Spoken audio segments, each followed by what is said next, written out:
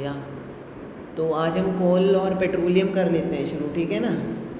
सो ये एक्सटेंशन होगा जो हमने अभी पढ़ा था ना, मेटलर्जी का पढ़ा था, ठीक है ना। उसका एक तरीके से यस सर। एक्सटेंशन है, ये एप्लीकेशन है। जैसे मेटलर्जी में हमने मेटल्स के एक्सट्रैक्शन के बारे में पढ़ा था, अब हम कोल और पेट्रोलियम के बारे में पढ़ेंगे, ठीक है ना। ओके, सो ओके आप नोटबुक वगैरह निकाल लो अपनी, मैं प्रेजेंट करता हूँ स्क्रीन, और नोट डाउन करते रहना साथ में। ठीक। सर आपको फ्रिक्शन के मार्क्स पर। हाँ वो मैं बता दूंगा आपको, अभी भेज दूंगा वो, ठीक है ना। I tell you about that. कैसे? वो मैं आपको बाद में बता दूंगा उसको, ठीक है ना, चेक करके अच्छे से। वैसे तो वो सारा हमने डिस्कस किया, तो उसमें ठीक कोई है। प्रॉब्लम तो नहीं हुई थी आपको, या हुई थी कोई प्रॉब्लम? No sir. नहीं ना, बस ठीक है। ये सब प्रॉब्लम तो नहीं है। हाँ, कॉमन क्वेश्चन थे वो बिल्कुल। आप ना टेस्ट देने से घबराया मत करो, ठीक है ना। क्योंकि यस सर। हम जो क्लास में डिस्कस करते हैं वही मैं आपको देता हूँ पेपर में, just to check your understanding and all. Okay, तो ठीक है, so we can start the chapter. So इसमें चैप्टर में सबसे पहले हम डेफिनेशन पढ़ेंगे रिसोर्सेज की। What are resources? तो जैसे हमारे पास क्या होते हैं, हमारे पास सनलाइट है, वाटर है, और हमारे पास कोल है, पेट्रोलियम है, जो कि हमारे बेसिकली हमारे लिए वर्क कर सकते हैं, जिसको हम यूज़ कर सकते हैं अपनी एक्टिविटीज़ में, उसको हम बोलते हैं रिसोर्सेज, ठीक है ना। जैसे आप एक कंपनी में काम करते हो, ठीक है, अगर आप एक कंपनी में काम करते हो, एक कंपनी है, तो यस उसके सर। जो एम्प्लॉयज़ होते हैं ना, वो उस कंपनी के रिसोर्स होते हैं, मतलब कि we are making work out of it, ठीक है, उसे हम बोलते हैं रिसोर्सेज। तो इसकी फॉर्मल डेफिनेशन है, we use various materials for our basic needs, ठीक है, it is to satisfy our basic needs. So some of them are found in nature and some have been made by the human efforts. All the things which are obtain from nature are called natural resources. And ultimately अगर हम क्या बोल सकते हैं कि all the things which are available in nature are natural resources, like plants हैं, है ना। क्योंकि प्लांट्स क्या करते हैं, फोटोसिंथेसिस करते हैं, और यस। उससे हमें क्या मिलते हैं, फूड मिलता है। और उससे और क्या चीज़ मिलती है फोटोसिंथेसिस से, बताओ। एक और चीज़ देते हैं प्लांट्स, वेरी इंपॉर्टेंट होती है जो, ऑक्सीजन देते हैं ऑक्सीजन। ना, oxygen. Sorry sir, carbon dioxide. नहीं नहीं, ऑक्सीजन देते हैं प्लांट्स, कार्बन डाइऑक्साइड कंज्यूम करते हैं और ऑक्सीजन देते हैं। आपने पढ़ी है फोटोसिंथेसिस बायोलॉजी में या नहीं अभी तक? Yes sir. पढ़ी है ना, हाँ। तो plant Photosynthesis is the process by which plants make their own food with the help of sunlight, water, and and, carbon dioxide. हाँ, तो आखिरी में And प्रोडक्ट क्या glucose. देते हैं प्लांट्स? प्रोडक्ट क्या होता है? कार्बोहाइड्रेट्स होते हैं, ठीक है Oxygen. ना, जो कि फूड है। और क्या होता है, ऑक्सीजन होती है। तो वो भी क्या हो गए हमारे पास, रिसोर्सेज हो गए, जो कि ह्यूमंस यूज़ करते हैं, है ना। तो एक बार आप डेफिनेशन पढ़ो खुद और लिख लो Yes इसको, sir. ठीक है, एक बार पढ़ो मेरे सामने, फिर इसको लिख लो। Resources.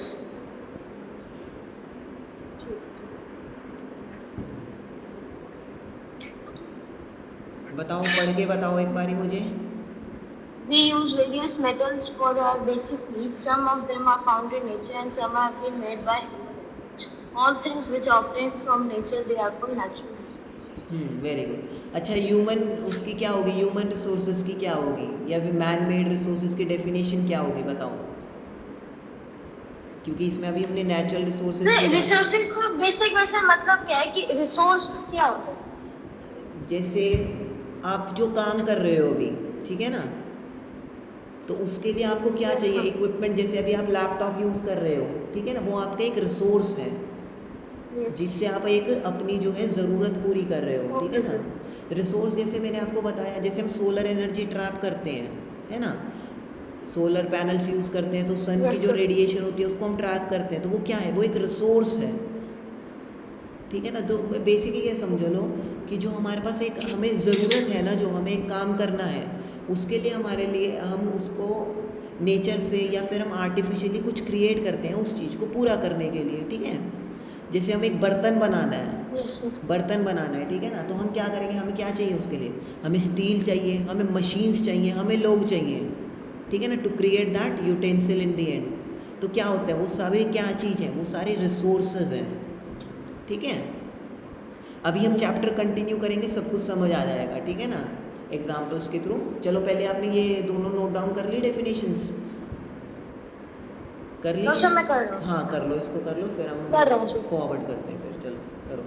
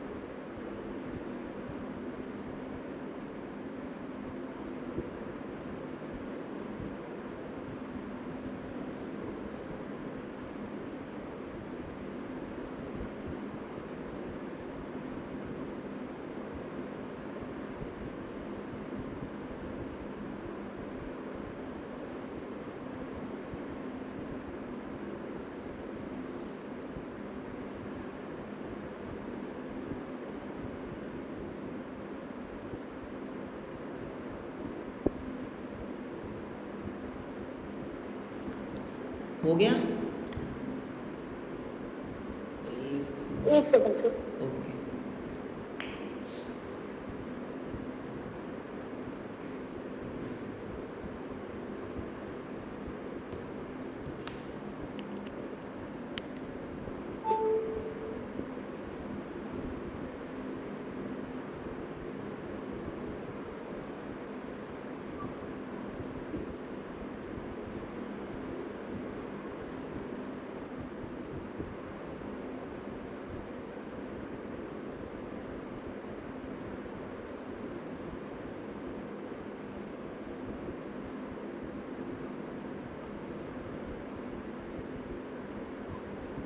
सर हो गया।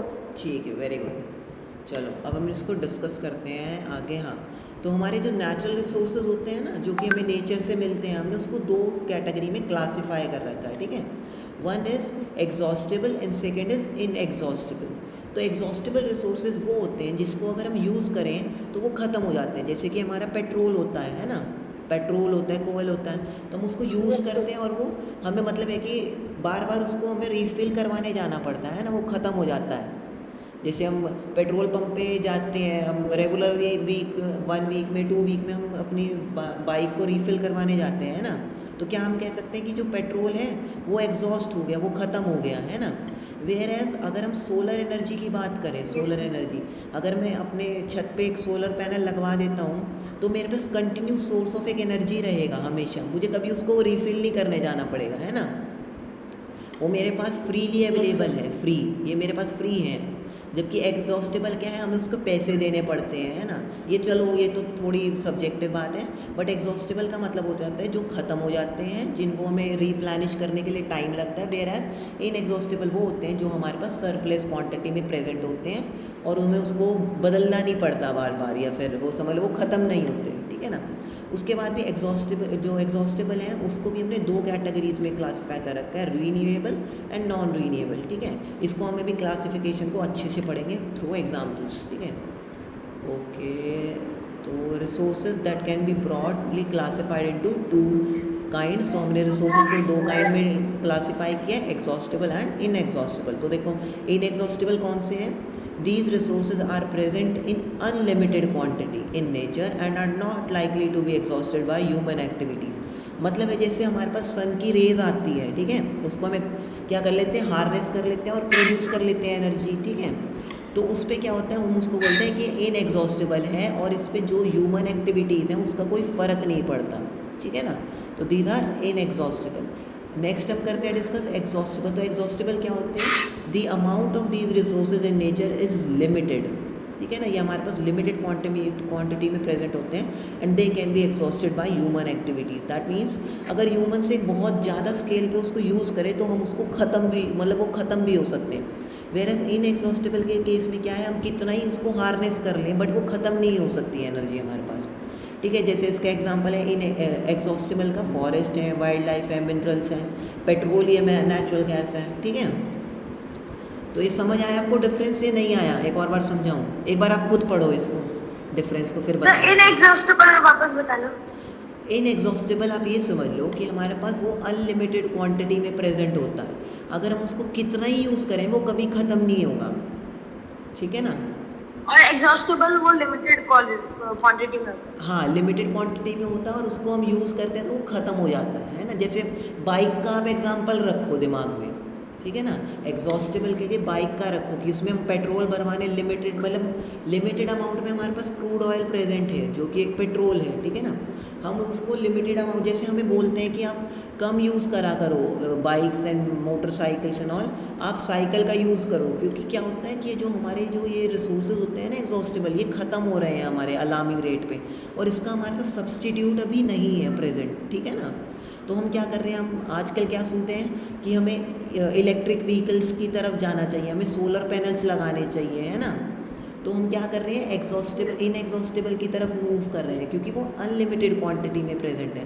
जो कि हमारे एग्जॉस्टेबल है वो हमारे ख़त्म हो रहे हैं एनवायरनमेंट से, ठीक है ना।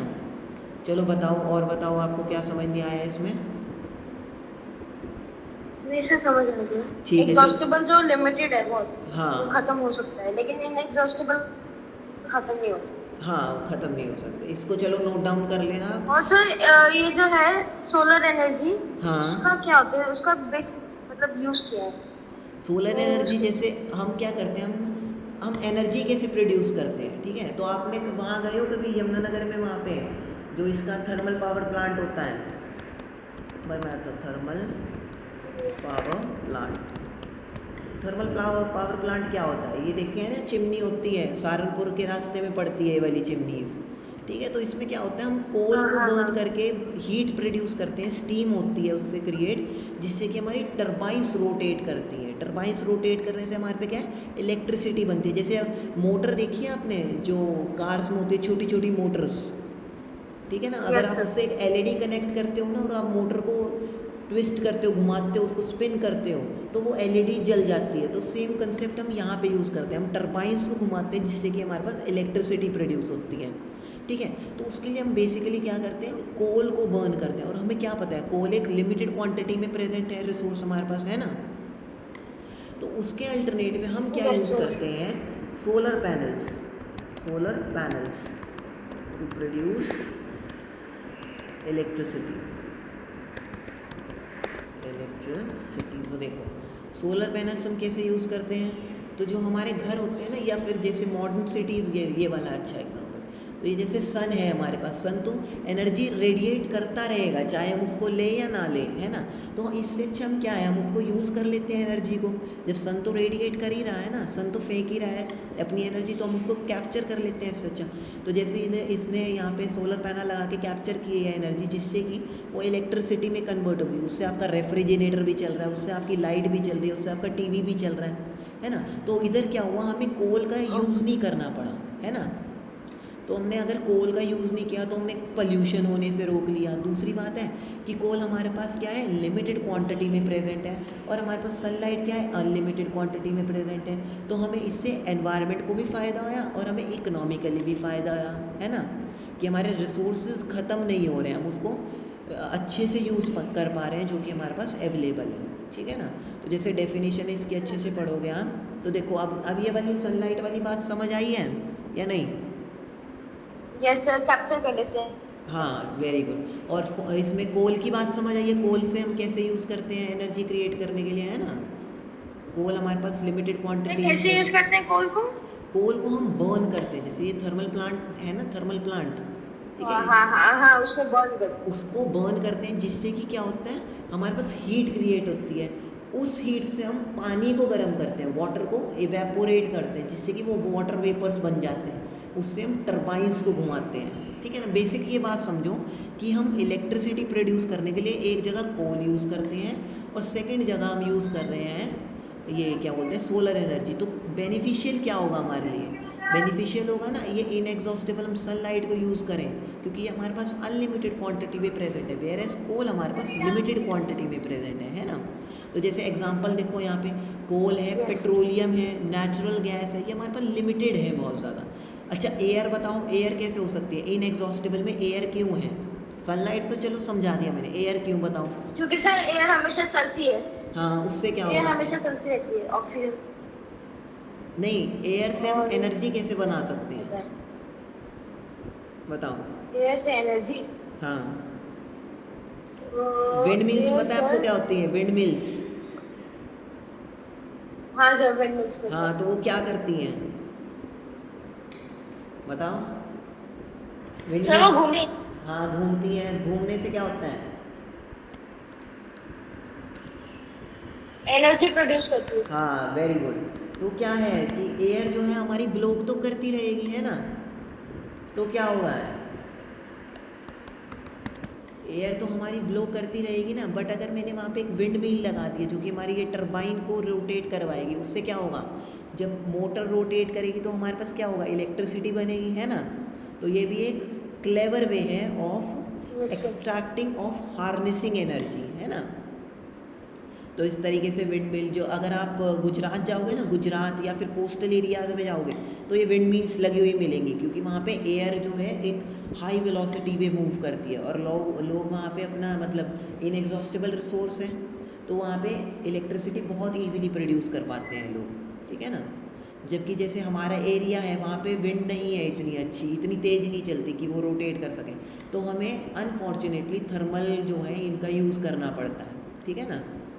बट सोलर एनर्जी जो है वो हर जगह प्रेजेंट है, तो गवर्नमेंट इसके ऊपर इनिशिएटिव ले रही है कि हम सोलर एनर्जी को प्रमोट करें। अच्छा, ये समझ आ गई बात या नहीं आई बताओ, इनएग्जॉस्टेबल और एग्जॉस्टेबल के बीच का डिफरेंस? आगे सर, ठीक है, चलो बताओ मुझे एक एक पॉइंट बताओ दोनों का क्या आगे क्या है, बताओ। इनएग्जॉस्टेबल का बताओ एक एक पॉइंट। जो अनलिमिटेड होती है, वेरी एक गुड, सर सोलर एनर्जी से सनलाइट, और दूसरा विंडमिल एनर्जी से होता है। हाँ वेरी गुड। एग्जॉस्टेबल बताओ क्या होता है? और एग्जॉस्टेबल से जो लिमिटेड होता है, वेरी उसमें गुड, जैसे फॉरेस्ट बहुत लिमिटेड है बिकॉज ऑफ डिफॉरेस्ट। हाँ very good very good very good, ठीक है, आ गया ना ये समझ दोनों? और यस, ठीक, पेट्रोलियम में उसका पेट्रोल इतना कम क्यों है? पेट्रोल अभी हम उसकी पेट्रोल की बात करेंगे ना तो समझ आ जाएगा, ठीक है ना? मैं बताऊंगा आपको। ये है बेसिक जो होता है पेट्रोल का ना, इसको अभी थोड़ा सा हम रुक के समझेंगे, पहले हम कोल को स्टडी कर लेते हैं अच्छे से, फिर बताएंगे आपको पेट्रोल का। चलो ठीक है, तो हमारे पास हम पहले क्या डिस्कस करेंगे, क्योंकि हमारा चैप्टर क्या है, मेनली फोकस करता है कोल और पेट्रोलियम पे, और कोल और पेट्रोलियम क्या है, आर नेचुरल रिसोर्सेज, तो हम इसको स्टडी करेंगे डिटेल। तो natural resources like coal and petroleum and natural gas. Natural gas कौन सी है, जो कि हम एलपीजी वगैरह यूज़ करते हैं ना अपने सिलेंडर्स में, उसको भी इन्होंने कंसिडर कर लिया है, ठीक है? उसके बारे में आपको मैं अच्छे से बताऊंगा बाद में। So these were formed from the dead remains of living organism fossils, so these are known as fossil fuels. अच्छा चलो ये वाली बात हम डिस्कस कर लेते हैं, व्हाट आर फॉसिल फ्यूल्स। अच्छा आपको पता है फॉसिल्स क्या होते हैं? फॉसिल्स क्या होते हैं बताओ? फॉसिल जो सर बहुत पुराने टाइम में जो चीजें थी ना, हाँ हाँ हाँ हाँ हाँ वेरी गुड वेरी गुड। तो जैसे हम फॉसिल्स को डिस्कस करें तो फॉसिल्स क्या होते हैं वो कि जैसे माउंटेन्स के अंदर जैसे हम खोदते हैं तो मिल जाते हैं जो। जैसे ये देख रहे हो ना, पिक्चर दिख रही है ना आपको, ये सारे फॉसिल्स हैं, ठीक है? यस सर, तो मिलियंस ऑफ ईयर्स पहले जो हैं, जो कि हमारे जानवर थे जो कि मर गए थे, समझो धंस के मर गए या किसी भी तरह उनका रिमेंज रह गया मिट्टी के अंदर, तो वो क्या करते हैं, माइक्रो ऑर्गेनिजम्स उसके ऊपर रिएक्शन करते हैं, उनको ब्रेक डाउन करते हैं उनकी बॉडीज़ को, जिसकी वजह से हमारे पास गैस बनती है, कोल बनता है और बहुत सारी चीज़ें बन जाती हैं, ठीक है? तो दैट्स वाई जो हम इनको कोल होता है, पेट्रोलियम होता है, इसको फॉसिल फ्यूल्स कहते हैं। बेसिकली क्या होता है कि जैसे ये है हमारे पास कोल दिख रहा है ना इतना सारा, इनको बोलते हैं हम कोल माइंस।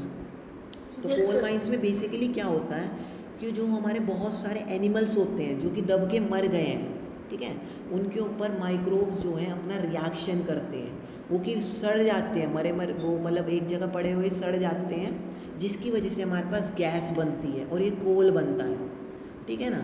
इसके अंदर बहुत सारी एनर्जी होती है जिसको हम एक्सट्रैक्ट करते हैं थ्रू, जैसे हमने स्टडी किया था कि थर्मल पावर प्लांट कैसे काम करते हैं, हमारा इंजन कैसे काम करता है, हमारी बाइक कैसे काम करती है, तो इनसे हम वो एक्सट्रैक्ट करते हैं, तभी इसको हम क्या बोलते हैं, फॉसिल फ्यूल्स बोलते हैं। और ये मिलियंस ऑफ ईयर्स की प्रोसेस के थ्रू तैयार होते हैं। जैसे अगर मैं इसमें बोलता हूँ how fossil fuels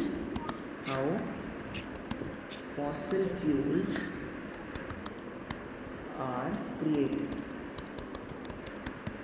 fossil fuels कैसे बनते हैं, अगर एक पिक्चर दिखा दो तो आपको विजुअलाइज हो जाएगा अच्छे से।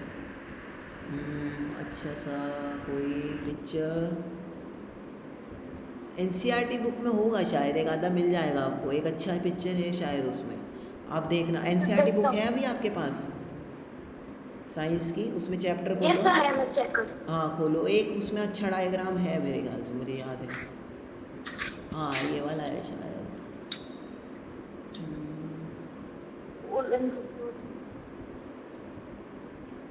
देखो उसमें होगा फॉर्मेशन ऑफ फॉसिल फ्यूल।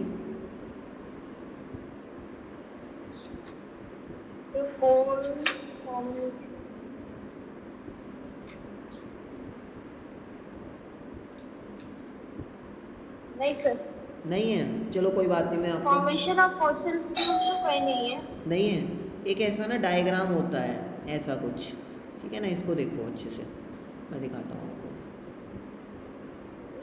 इस तरीके का हमारे पास एक डायग्राम होता है, ठीक है, ये देखो।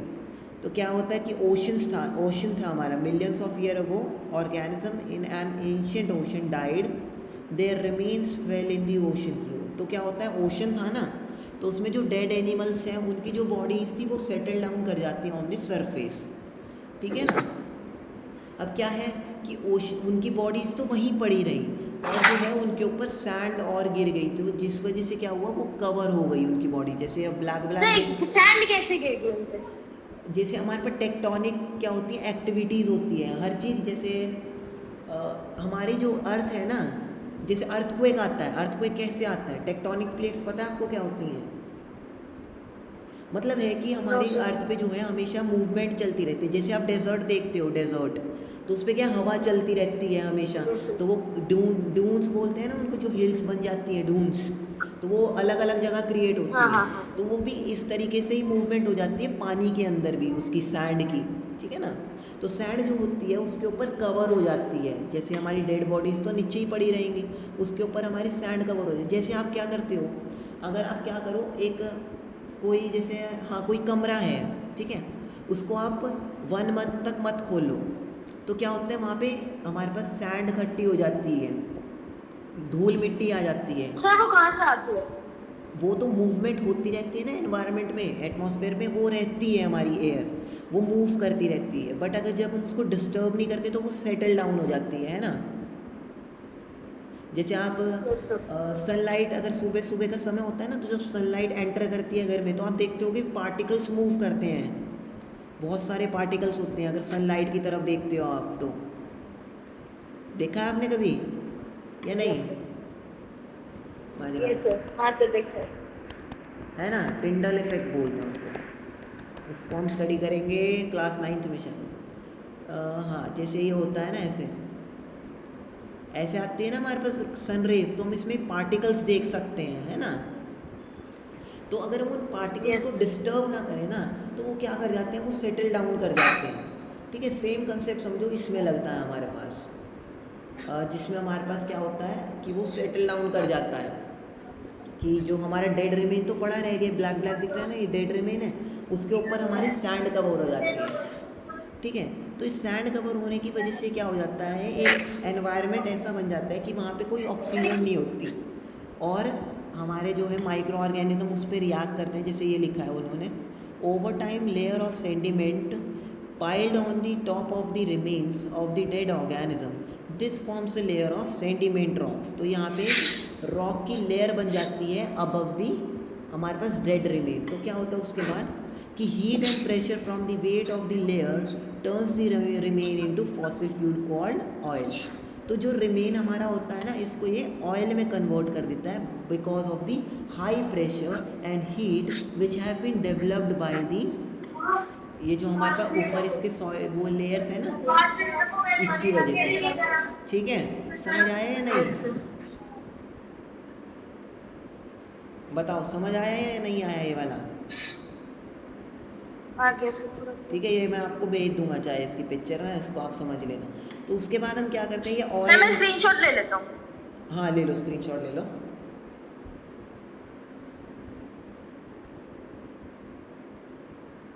ले लिया। Yes, sir. ओके, तो देखो, तो यहाँ पे हमारे पास ऑयल रखा हुआ है, तो हम क्या करते हैं, ड्रिलिंग करते हैं जिससे कि हम उसको एक्सट्रैक्ट कर सकें, ठीक है। इसमें ही हमें क्या मिल जाता है, इसमें हमें पेट्रोलियम मिल जाता है, नेचुरल गैस मिलती है, एलपीजी मिलती है, बहुत सारी चीज़ें मिलती हैं। जो आप वैसलीन लगाते हो ना, वैसलीन ठंड में, वो भी एक बाय Yes, sir. प्रोडक्ट है पेट्रोलियम का, ठीक है। ये आप स्टडी करोगे मे बी इन 10th और 11th-12th क्लास में स्टडी करोगे कि पेट्रोलियम के अलावा हमें क्या क्या चीज़ मिलती है थ्रू दी एक्सट्रैक्शन ऑफ, मतलब इस तरीके से जब हम उसको एक्सट्रैक्ट करते हैं, ठीक है ना। चलो, वेरी गुड। इसके Okay. बाद हम स्टडी करेंगे, हाँ अभी तो उसको ही देख रहे हैं ना, कोल को। हाँ, हमने फॉसिल फ्यूल बता दिया ना, क्यों होते हैं, बताओ क्यों होता है फॉसिल फ्यूल। पेट्रोलियम को, एलपीजी को हम फॉसिल फ्यूल क्यों बोल रहे हैं, बताओ। क्योंकि सर वो वही रह जाते हैं और थोड़े टाइम के बाद उस पर सैंड कवर हो जाती है। क्या रह जाते हैं, क्या रह जाते हैं, वैसे जहाँ पे पड़े होते हैं वो वही रह जाते हैं। क्या क्या और पड़ी sand होती हैं, पे क्या cover चीज़ होती है जो पड़ी होती ये है। जो फॉसिल्स फॉसिल्स नहीं, dead organisms. Sorry dead organ sir, ठीक है डेड ना। ऑर्गन, लेकिन सर उस फोटो में तो वो लिविंग थे। क्या चीज़ नहीं, वो लिविंग तो वैसे थे ना कि some of the organism are living, और सम जो है वो फॉसिल डाउन, जैसे ये वाले डेड एनिमल्स है ना, ब्लैक ब्लैक, ये तो इन्होंने एनवायरनमेंट दिखाने के लिए दिखाई है हमें, जेली फिश और अदर फिशेस। जो मेन हमारे हैं वो हैं ये डेड ऑर्गेनिजम्स, ये वाले, ठीक है ना। वो उसमें ओशन बेड में पड़े हैं। अब बताओ क्या थी बात। कि ये डेड ऑर्गेनिजम्स के ऊपर सैंड आ जाती है, हाँ। वो नीचे दल जाती है। हाँ, उसके बाद क्या होता है उन पे, क्या होता है वहाँ पे, उसके बाद। फिर क्या होता है सर, हाँ बताओ। उसके बाद सर ड्यू टू प्रेशर वो एंड वही रह जाते हीट, हैं। ड्यू हाँ to sir, pressure and pressure के heat they are converted into oil, है ना। Sir due to pressure and heat, heat they are converted into oil. हाँ। अब आप पूछोगे हीट कैसे है, तो प्रेशर सर में। फिर फॉसिल कैसे, सर फॉसिल कैसे, हीट तो सर वो सफोकेट हो गया, मतलब अंदर रह गया ना। हाँ हाँ, तो बेसिकली ये वाली लेकिन सर बात। ऑयल कैसे हाँ बनता है। हाँ, तो प्रेशर होता है ना, जैसे आपने कभी हवा पंप की है उसके अंदर, साइकिल के अंदर पंप है आपके पास, पंप, छोटा सा पंप होता है जिससे पंप करते हैं हम, तो उससे क्या होता है, हम प्रेशर क्रिएट करते हैं, हाँ सर, है ना। उसके जब आप हवा भर लेते हो ना, तब आपने उसको कोई भी हाथ में पकड़ा है, वो गर्म हो जाता है, या नहीं। ठीक है, मैं बता रहा हूँ आपको। तो हाँ सर, हाँ वो उसको बनने के बाद वो गर्म हो जाता है ना, तो गर्म होने से क्या, तो क्या हुआ, हमने प्रेशर एक्सर्ट किया जिसकी वजह से हीट प्रोड्यूस हुई। अब समझ आया हीट कैसे बनती है, मतलब हीट कैसे प्रोड्यूस होती है, बाय अप्लाइंग लेकिन प्रेशर। सर उसके अंदर हवा आती कैसे है पंप के अंदर। पंप के अंदर वो तो क्या होता है, जो हमारा वो होता है जहाँ पे इनलेट आउटलेट होता है ना, जहाँ से हम हवा भरते हैं बेसिकली, अंदर जो उसका Yes, sir. इंटरफेरेंस होता है, Yes, sir. उसके थ्रू हवा अंदर आती है, सक इन हो जाती है वो, ठीक है ना। वो क्योंकि हवा या गैस समझ लो बहुत बहुत छोटी होती है, उसके मॉलिक्यूल बहुत छोटे, ठीक है ना। तो वो तो बहुत अलग चीज़ है, वो छोड़ दो। मेन बात है फिर फॉसिल फ्यूल क्या होते हैं, हम उसको फॉसिल फ्यूल क्यों बोल रहे हैं, एक बार मुझे फिर से एक्सप्लेन करो फॉसिल फ्यूल्स के बारे में। सर जो डेड ऑर्गेनिजम्स होते हैं उनके ऊपर सैंड आ जाती है तो वो धंसते हैं, so due to heat, due to pressure and heat, ये जो क्या होता है वो ऑयल्स में कन्वर्ट they होता get है। converted into oil. हाँ। They get converted into oil. ठीक है, अभी ये बेसिक डेफिनेशन रखो वरना बहुत कॉम्प्लेक्स हो लेकिन जाएगा। सर हाँ बताओ। ऑयल और फॉसिल में बहुत डिफरेंस है, फॉसिल तो हार्ड हो गया लेकिन ऑयल तो फिर लिक्विड हो गया। हाँ, तो प्रेशर जब हम एक्सर्ट करते हैं ना और हीट देते हैं तो वो स्टेट चेंज कर लेता है। ये थोड़ा कॉम्प्लेक्स है, इसके ऊपर अभी वो मत करो, ठीक है ना, वरना कंफ्यूज हो जाओगे बाद में। बेसिकली अभी ये याद रखो कि जो हमारे डेड ऑर्गेनिज्म जो हैं हमारे पे सरफेस के अंदर दब जाते हैं ना, वो due to pressure and heat get decompose into oils, जिसको हम एक्सट्रैक्ट करके पेट्रोलियम कोल ये वो हम बना के हम यूज़ कर रहे हैं, ठीक है ना। ये बेसिक अभी बात याद रखो, बाद में फर्दर क्लासेस में उसको आपको समझ आ जाएगा कैसे है, ठीक है ना। ओके, तो नेचुरल रिसोर्सेज में ही हमने इनको डिस्कस किया है, कोल, पेट्रोलियम और नेचुरल गैस जो हमारी है नेचुरल। चलो हम कोल को थोड़ा सा डिटेल में स्टडी करते हैं कि कोल क्या है। So coal it is an hard as stone and is black in colour. तो आपने कोल देखा है ना, तो ये क्या होता है, हार्ड होता है और Yes, black sir. In colour होता है। Coal is one of the fuel used हाँ, इन कुकिंग लेकिन फूड। सर उसमें अगर वो टूट भी जाता है जल्दी, क्या चीज़? कोल टूट जाता है जल्दी। हाँ टूट जाता है, बट उसकी अलग अलग फॉर्म्स होती हैं, कोल एक ही तरह का नहीं होता, अलग अलग तरीके का होता है, ठीक है। तो some of them are hard, some of them are soft, but ये ओवरऑल हम जो कह रहे हैं वो हार्ड ही मानते हैं उसको, ठीक है ना। क्योंकि सॉफ्ट तो समझो जैसे हमने सोडियम लिया था, हम उसको सॉफ्ट बोलते हैं, इतना तो Yes, नहीं sir. होता ना ये सॉफ्ट, समझो। अच्छा एक इंटरेस्टिंग बात आपको पता है या नहीं Yes, पता, sir. कि कोल जो है जो नहीं जो डायमंड होता है ना, डायमंड वो भी कोल से बनता है, ये आपको पता है या नहीं पता? बताओ। डायमंड कोल से। हाँ तो ये बात आप वैसे याद रख लो journal. To make it hard sir. नहीं नहीं नहीं, एक प्रोसेस होती है बहुत सारी, ठीक है ना, हाई प्रेशर और हाई टेम्परेचर पे जो कोल होता है ना वो हमारा डायमंड्स में कन्वर्ट हो जाता है, ठीक है। वे अभी इस पे ऊपर दिमाग मत ख़राब करो, बेसिकली ये तो थोड़ी सी एक इंटरेस्ट बिल्डअप करने के लिए है, ठीक है ना, कि how do diamond can be formed by coal. ये इंटरेस्टिंग क्वेश्चन है, इसके बारे में आप खुद सर्च करना, खुद समझना है, ठीक है ना। चलो ठीक है, अगला है coal is fuel which is use in cooking food. जैसे हम पनीर टिक्का खाने जाते हैं अभी, पनीर टिक्के में क्या होता है? सर बारबेक्यू में भी यूज होता है। हाँ बारबेक्यू में यूज़ होता है, वही पनीर टिक्का जो बनता है वो बारबेक्यू की उससे ही बनता है, ठीक है ना। अगला है earlier it was used in railway engines to produce. जैसे हम स्टीम इंजन्स होते हैं ना, तो उसमें हम कोल का यूज़ करते थे, ठीक है, तो ये वहाँ पर पे सर उसमें बहुत पोल्यूशन होता था। हाँ हाँ, तो तभी हम क्या करते हैं, अब डीजल इंजन यूज़ करते हैं, और कमिंग फ्यूचर में हम क्या करेंगे यूज़, इलेक्ट्रिसिटी से करेंगे, है ना। हाँ तो ये समझ आया ना आपको क्या ट्रांजिशन हम कर रहे हैं, कि इनएग्जॉस्टेबल से यस नहीं एग्जॉस्टेबल से हम इनएग्जॉस्टेबल की तरफ मूव कर रहे हैं, ठीक है ना, जैसे जैसे हम टेक्निकली Yes, एडवांस sir. हो रहे हैं। अच्छा उसके बाद है it is use to produce thermal, it is use in thermal power plants to produce electricity, ये हमने देख ही लिया।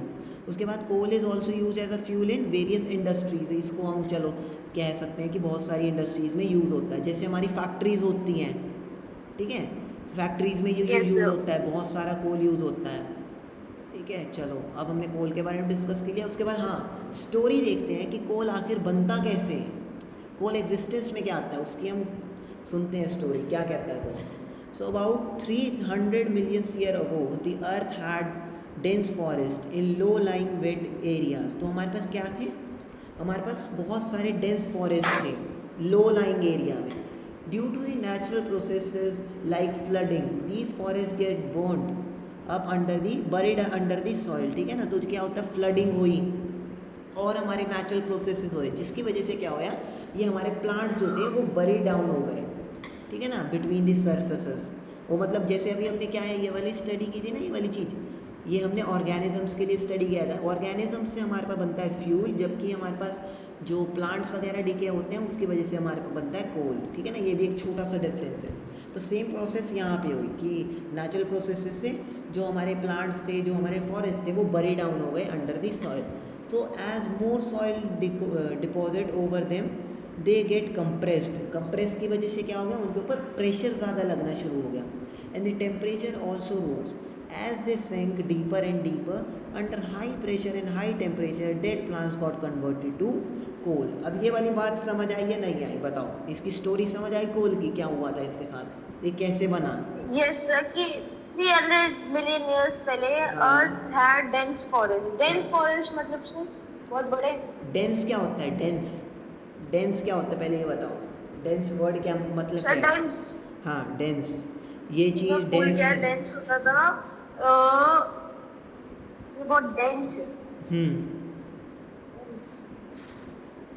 डेंस का मतलब होता है घना, डेंस जैसे हम बोलते हैं ना घना जंगल, मतलब कि अच्छा हाँ घना जंगल, उस तरीके से डेंस फॉरेस्ट। तो डेंस और इसके मतलब एक इंग्लिश वर्ड है, तो सिंपल डेंस मतलब कि ज़्यादा, एक छोटी सी प्लेस में बहुत सारी चीज़ें।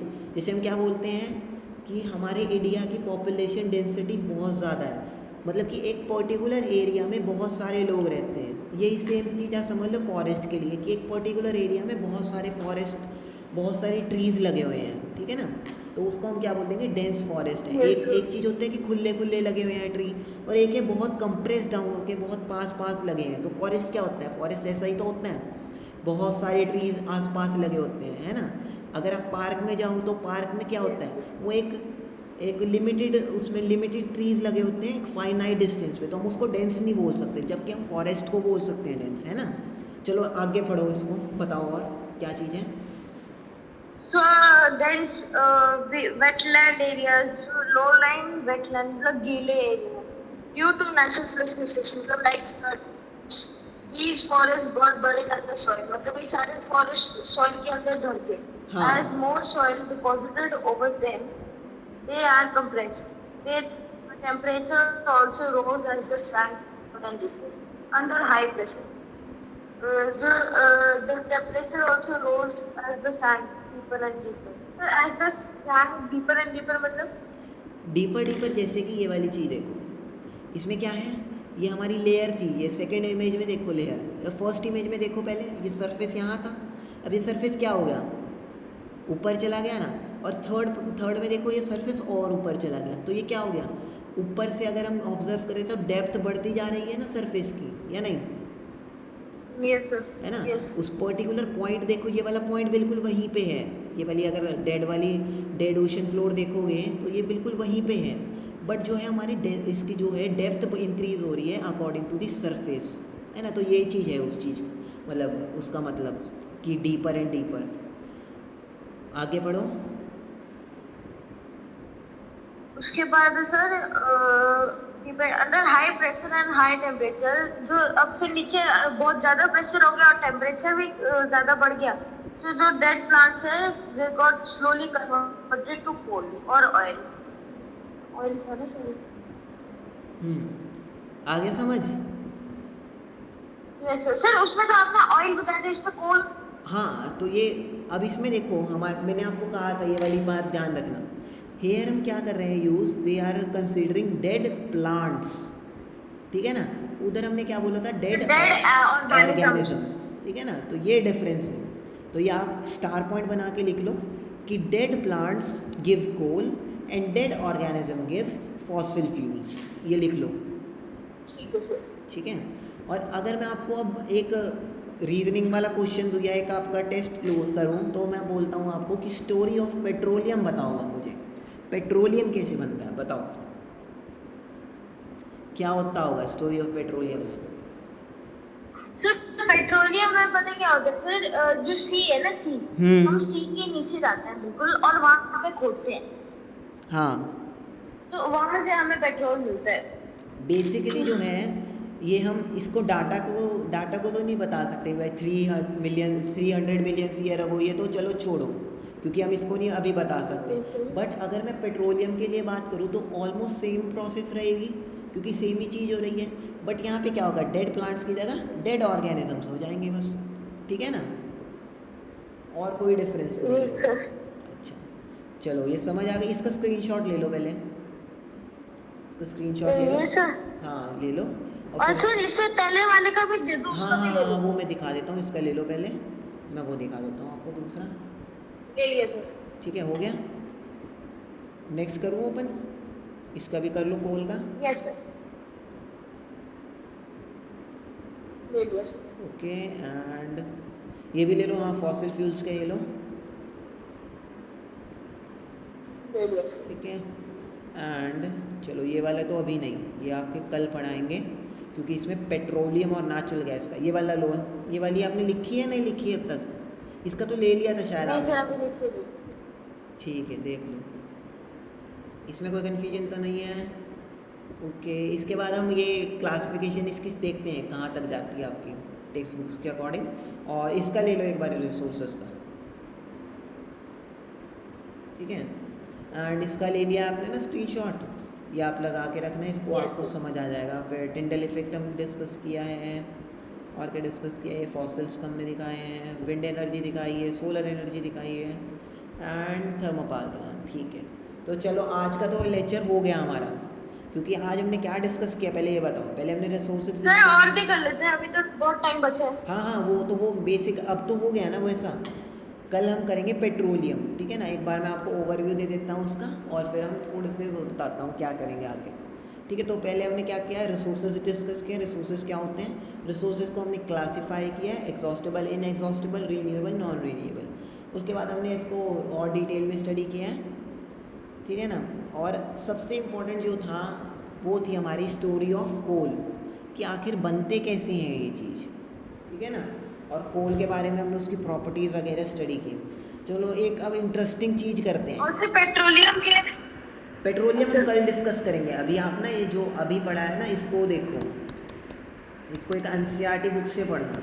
मैं आपको एनसीईआरटी बुक से काम देता हूँ आज, ठीक है ना, क्योंकि तभी होगा, क्योंकि ये अच्छे चैप्टर है हमारे पास है। ये chapter 5th, okay, let's check this out. तो हमें यहाँ देखो सर, नेचुरल, आपको गूगल से एनसीईआरटी बुक कैसे मिली? ये तो मिल जाती है, सब कुछ अवेलेबल है गूगल पे। तो मतलब कोई भी बुक मिल जाती है?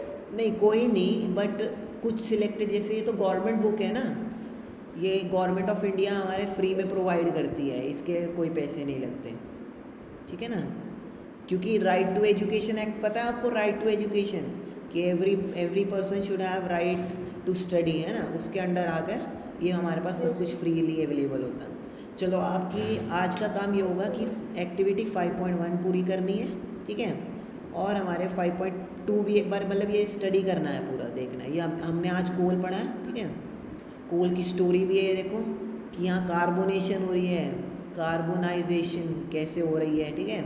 ये देखो क्या लिखा है कार्बोनाइजेशन के ऊपर, the slow process of conversion of dead vegetation into coal is called carbonisation. तो ये जो डेफिनेशन है ये आपको एक्सट्रैक्ट करनी पड़ेगी, ठीक है ना। ये वैसे हम जो क्वेश्चन डिस्कस करते हैं एंड में, वो उसमें आ जाएगा ये, तो इसमें कोई दिक्कत नहीं है। अच्छा, कोल के बाद हम क्या, उसमें सब डिवीज़न होती है हमारी कोक। कोक एक थोड़ा सा मॉडिफाइड फॉर्म है कोल की, जिसको हम, और अच्छी उसकी और यूटिलिटी है। सो कोक के बारे में पढ़ते हैं। सर, ये भी आज ही पढ़ा दो, 15 मिनट बचे हैं अभी। हाँ, ये तो भी पढ़ा ही दो। रहा हूँ, आगे ही पढ़ा रहा हूँ आपको मैं, ठीक है ना। कोल की हम स्टडी कर लेते हैं ना आज पूरी, ठीक है ना। तो कोक क्या होता है, कोक क्या है, it is a tough, porous and black substance and it is a pure form of carbon. तो क्या है एक चीज़ कि प्योर फॉर्म ऑफ कार्बन आपसे पूछ सकते हैं, what is the pure form of carbon. तो coke is the pure form of carbon. Coke is use in the manufacturing of steel and extraction of many metals. तो जैसे हमने एक sir, Coke तो हम पीते हैं। नहीं, वो कोक अलग चीज़ है, वो कोक अलग है। अच्छा, ये कोक अलग है। हाँ, कोक मैं आपको दिखाता हूँ, पिक्चर दिखाता हूँ वैसे कोल वाले कोक की। कोक COAK ना, और COK, या देखो COK, कोक की हमें कोल वाली देखते हैं, कोल पिक्चर, ओके, देखते हैं। हाँ, तो ये देखो, ये हमें दिखा रखा है, ये है हमारे पास कोल और ये है हमारा कोक। तो आपको डिफरेंस दिख रहा है ना इन दोनों में, इनके कॉम्पोजिशन में थोड़ा फ़र्क होता है। और हमने कोक को क्या बोला है कि it is a purest form या प्योर फॉर्म ऑफ कार्बन, ठीक है ना। It is a Coke is a pure form of carbon. तो ये आपको ध्यान रखनी है बात। और कोक को हम कहाँ है, जो हमारे एक्सट्रैक्शन ऑफ मेटल होता है उसमें हम यूज़ करते हैं, मैन्युफैक्चरिंग ऑफ स्टील में यूज़ करते हैं, ठीक है ना। इसको आप नोट डाउन कर लेना। ये बुक आपने अभी खोल रखी है अपने पास, बुक, यस सर। हाँ ठीक है, उसमें आप देखते रहो साथ साथ। नेक्स्ट हमारा कंपाउंड है कोल टार। तो कोल टार हम कहाँ पे यूज़ करते हैं, जब हम क्या बोलते हैं कि जब हमारी रोड बनती है ना, रोड, तो हम उसको क्या बोलते हैं कि कोल टार लगाते हैं, जो एक मतलब इनका बाइंडिंग मिक्सचर होता है जिससे वो पेबल्स को कलेक्ट करके रखते हैं, है ना। तो वो कोल टार होता है जो कि स्मेल करता है बहुत ज़्यादा, लिक्विड होता है वो, उसको वो है, it is a black thick liquid, it is a black thick liquid which with unpleasant smell. मतलब उसकी स्मेल अच्छी नहीं होती ना, जब कहीं रोड बन रही होती है तो वो बदबू आती है, तो दैट इज़ कोल टार, वहाँ पे कोल टार यूज होता है। So it is a mixture of हमारा about 200 substance product obtained from coal tar are used in starting material for manufacturing various substances used in everyday life like synthetic dyes हो गई, हमारे explosives हो गए, हमारे road formation हो गया, वहाँ पे हमारा कोल टार का यूज़ होता है, ठीक है ना। नेक्स्ट हमारा था कि कोल गैस क्या होती है, व्हाट इज़ कोल गैस। तो तो coal gas is obtain during the process of coal to coke. अच्छा, अब क्या होता है, हमारा जो है ना कोल टू हम कोक कन्वर्ट करते हैं to increase it utility, to increase its efficiency. तो ड्यूरिंग दैट प्रोसेस हमारे पास क्या होता है, फॉर्मेशन ऑफ गैस होती है जिसको हम बोलते हैं कोल गैस। तो coal gas is obtain during the conversion of coal to coke. और इसको बोला है इट इज़ यूज, मतलब क्या इसका? जैसे हम क्या बोलते हैं, हमने अभी क्या बात की है, हमने कहा है कोल गैस एक गैस प्रोड्यूस होती है। कोल गैस क्या है, तो कोल गैस एक गैस है जो कि प्रोड्यूस होती है when coal is converted to coke, ठीक है ना। तो जो ये इस ट्रांजिशन में हमारी ये गैस निकलेगी उसको हम बोल देते हैं कि वो एक कोक गैस है, जो कि हमारा यूज़ होती है as a fuel in many industries, ठीक है ना। जैसे हमारी एलपीजी आपको पता है ना, जो हम घर पे यूज़ करते हैं सिलेंडर में, उस तरीके की गैस होती है ये। Petroleum gas. हाँ, ठीक है। तो ये आज आपका जो होमवर्क है वो है कोल का पूरा स्टडी करना, मतलब कि पेज नंबर आपको यहाँ तक कोल गैस तक आपको पूरा स्टडी करना है कल तक, ठीक है ना। तो फिर हम क्या करेंगे आगे, पेट्रोलियम को डिस्कस करेंगे कि हाउ पेट्रोलियम इज एक्सट्रैक्टेड। तो ये कितने दिन में चैप्टर हो जाएगा? ये आपका क्या लगेंगे, 2-3 दिन लगेंगे, बस हो तो गया, ये कल हो जाएगा ख़त्म। इसका फिर आपको नेक्स्ट वीक टेस्ट दे देंगे, मतलब वही क्वेश्चन भी तो डिस्कस करने ना, वर्कशीट भेजूंगा मैं आपको कल परसों। कल हम पहले चैप्टर ख़त्म कर लेते हैं, फिर मैं आपको वर्कशीट भेजूंगा, फिर नेक्स्ट वीक हम आपका टेस्ट या नेक्स्ट वीक देख लेंगे क्या बनती है सेटिंग, ठीक है ना। बट कल आपकी क्लास होगी जिसमें हम पेट्रोल डिस्कस करेंगे बेसिकली, ठीक है ना। क्योंकि पेट्रोलियम जो है हमारे पास सबसे ज़्यादा यूज़ होने वाली चीज़ है और हमारे लिए बहुत इम्पॉर्टेंट है। तो जैसे मैंने आपको बोला ना, वैसलीन जो बनती है हमारे पास, वैसलीन, वो भी एक बाय प्रोडक्ट है पेट्रोलियम का, ठीक है। बहुत इंटरेस्टिंग है ये भी चीज़। चलो अभी हमारे पास क्या है, 10 to 5 मिनट्स है ना, मैं आपको वो दिखा देता हूँ कि डायमंड फ्रॉम कोल। तो ये आपको इंटरेस्टिंग लगा नहीं कल लगा कि कोल, डायमंड जो बनता है वो कोल से बनता है। ये इंटरेस्टिंग बात है, ये नहीं है?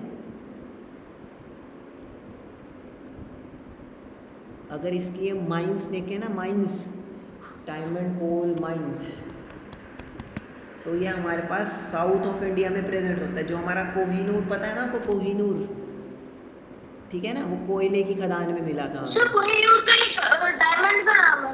हाँ, तो डायमंड की तो अभी हम बात कर रहे हैं कि कार्बन से ही बना है डायमंड भी, ठीक है ना। तो वो भी हमें कोल माइन में मिला था। कोहिनूर तो बहुत ज़्यादा मतलब वो है प्रीशियस। हाँ, तो वो हमें मिला था साउथ में, कोई एक माइन करके वहाँ पे मिलता है। इस पे हाई प्रेशर और हाई टेम्परेचर और लगता है ना, तब जाके डायमंड बनता है, ठीक है। यूट्यूब पे आप वीडियो देख लेना, diamond, how do diamonds are formed, ठीक है। और बाकी आज का ये था बस चैप्टर, इसको आप कल स्टडी करके आना अच्छे से, ठीक है। कोल के हम देखेंगे, और कोल तो हमने देख लिया, हम पेट्रोलियम देखेंगे अच्छे से, ठीक है। और बस आज की क्लास को ख़त्म करते हैं। इसको आप रिवाइज़ करना ज़रूरी है, क्योंकि कल आपको इससे ही ड्राइव करके हम पढ़ेंगे आगे पेट्रोलियम भी, ठीक है ना। फिर मैं आपको वर्कशीट भेजूँगा, वो आप सॉल्व करके देना, फिर कमिंग वीक्स में आपका टेस्ट हो जाएगा, और मैं आपको उसका अपडेट कर दूँगा, जो कि आपका लास्ट टेस्ट था ना, उसका मैं अपडेट कर दूँगा आपको, ठीक है। ओके, आज बता दो कि उसको। हाँ चलो आज बता दूँगा, ठीक है। एक बार जो भी मैं आज स्क्रीनशॉट लिए ना, एक बार उसके गो थ्रू करना सारों पे, ठीक है ना, कि कितना कितना याद है आपको। ओके, चलो ठीक है, that's all for today, will meet tomorrow then. Okay, okay, thank you. Bye bye.